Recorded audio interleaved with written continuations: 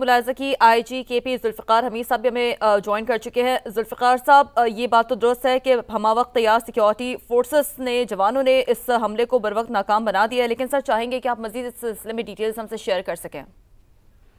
جی، یہ آج صبح 3 جو اٹیکرز ہیں انہوں نے ایف سی ہیڈ کوارٹر کے اندر جانے کی کوشش کی، جس میں جو پہلا سوئسائڈ بلاسٹ انہوں نے گیٹ پر کیا اور اس کے بعد 2 لوگ اس کے پیچھے اندر گئے، ان میں بھی ایک سوئسائڈ بامبر تھا۔ تو ایف سی نے امیڈیٹلی رسپونڈ کیا اور ان دونوں کو انگیج کر کے وہیں پہ نیوٹرلائز کر دیا۔ تو جو دوسرا سوئسائڈ بامبر تھا وہ بھی جب اس کو فائر لگا وہ بھی وہیں بلاسٹ کر گیا، تو وہ اندر جانے میں ناکام ہو گئے اور اس کی وجہ سے ایف سی ہیڈ کوارٹر کے کسی بھی اندر ایریا میں وہ نہیں جا سکے، اور میں سمجھتا ہوں یہ ایف سی کا بڑا اچھا کوئک رسپانس تھا، اور سی سی پی او، ڈپٹی کمانڈنٹ ایف سی اور باقی جو ساری فورسز کے لوگ ہیں وہ وہاں پہ آن سائٹ ہیں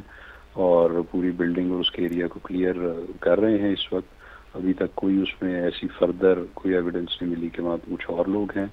تو اور جو ایریا ہے اس کو کارڈن آف کیا گیا ہے اور سرچ آپریشن اس میں جاری ہے۔ اچھا آجی صاحب، یہ بتائیے گا 8:11 پر یہ حملہ ہوا غالباً، تو اس وقت کتنی نفری موجود تھی یہ آپ بتا سکتے ہیں؟ ایف سی ہیڈ کوارٹر میں جو ان کی گارڈ ہے وہ ہمیشہ ہیوی ہوتی ہے اور وہ ڈیوٹی ڈپلائیڈ ہوتی ہے اس وقت ہمیشہ۔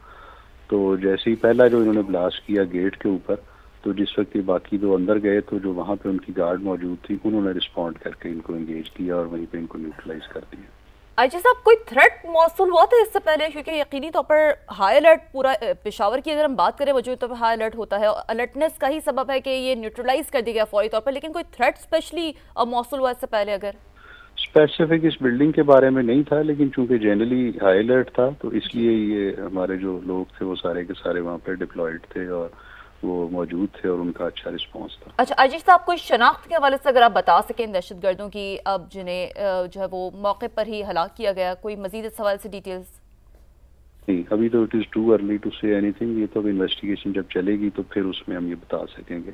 کہ ان کا کیا ہے، جو ان کے پارٹس ہمیں ملے ہیں ان کو ہم آئیڈینٹیفائی کریں گے انشاءاللہ۔ ٹھیک سر، کوئی تانے بانے اگر کسی خاص گروپ سے ملتے ہوں، کوئی اس حوالے سے اگر آپ بتا سکیں اپنی دانش کے مطابق آئی جی صاحب؟ دیکھیں، جو اس وقت تھریٹس ہیں وہ تو اب سبھی کو پتہ ہیں کہ وہ فتنہ الخوارج سے بھی ہیں اور جو اس طرح کے دہشت گرد گروپ ہیں ان سے ہیں،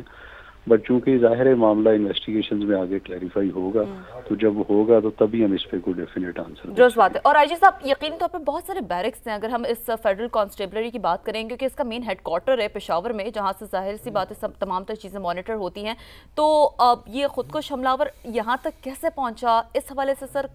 تھوڑا اگر آپ بتا سکیں، بات کر سکیں؟ نہیں، اندر تو وہ جا ہی نہیں سکے، تو بیرکس وغیرہ تو ساری اندر تھیں، وہ سیف رہیں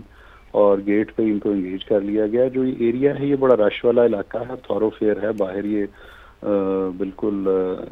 صدر بازار کا اور سنہری مسجد کے ارد گرد کا ایریا، تو یہاں ہر وقت آمد و رفت رہتی ہے، تو اس وجہ سے ظاہر ہے یہاں پر تھورو فیئر پہ آنا تو کوئی ایسی انہونی چیز نہیں ہے۔ میٹر یہ امپورٹنٹ کرتا ہے کہ انہوں نے امیڈیٹلی رسپونڈ کر کے اس تھریٹ کو فوری طور پہ نیوٹرلائز کر دیا۔ ٹھیک، آئی جی صاحب لاسٹلی یہ بھی کائنڈلی کامنٹ کر دیں کہ کلیئرنس آپریشن اب مکمل کر لیا گیا ہے؟ ابھی تک جو بلڈنگ کے اندر کمپلیکس میں انہوں نے کلیئر کر لیا ہے، ایریا کو بھی مزید کلیئر کر رہے ہیں، اور جب وہ کلیئر ہوگا تو پھر اس پہ بھی بتا دیں گے انشاءاللہ۔